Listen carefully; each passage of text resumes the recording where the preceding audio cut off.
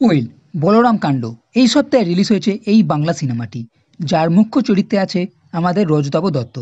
Poster trailer দেখে মনে হয়েছিল আরও একটা বিয়ে সংক্রান্ত ধামাল মারকাটারি কমেডি সিনেমা হতে চলেছে। হ্যাঁ, এখানে কমেডি হাসি আছে, তবে যতটা আপনি আশা করবেন ততটা হয়তো পাবেন না। আর সিনেমার গল্পের মধ্যেও খুব একটা দম আমার লাগলো না।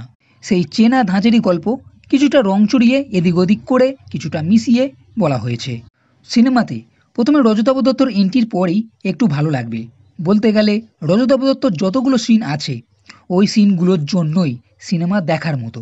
যেমন নৈনিতালে যাবার সময় গাড়িতে হোক বা হোটেলে খাবার খাবার, অথবা যখন একটি মহিলার সঙ্গে দেখা হবে, এমন বেশ কিছু সিন আছে ও কথাবার্তা, এছাড়া অ্যাটিটিউডের জন্যই হাসি আসবে। না হলে বাদবাকি যারা আছে খুব একটা বেশি ছাপ ফেলতে পারেনি। তাদের ডায়লগ, কথাবার্তা, হাবভাব কিছুতেই মজা আসবে না। আর গল্পও সাধারণ মনে হয়েছে, খুব বেশি টুইস্ট নেই, আর যা আছে কমেডির মতো নয়। কিশোর ও তারার ডিভোর্স হয়ে গেছে 9 বছর আগে। তাদের এক মেয়ে আছে অবন্তিকা নামে। হঠাৎ করে জানতে পারে 18 বছর হতে না হতেই সে বিয়ে করতে চলেছে। এইবার কিশোর ও তারা নৈনিতালে যায়, যেখানে ওরা আছে, ছেলে কেমন জানতে ও এই বিয়েটা ভাঙতে। এইবার বিয়ে ভাঙার জন্য বেশ কিছু কাণ্ড করে এরা, যার মধ্যে এখানে এক লোকাল গুন্ডা লামার সাহায্য নেয়। সেটাও কমেডি চরিত্র, তবে খুব একটা হাসি আসবে না।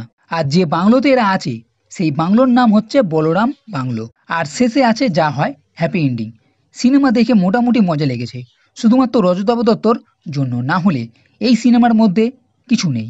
এর সঙ্গে হালকা করে কিছু ইমোশন সিনও আছে।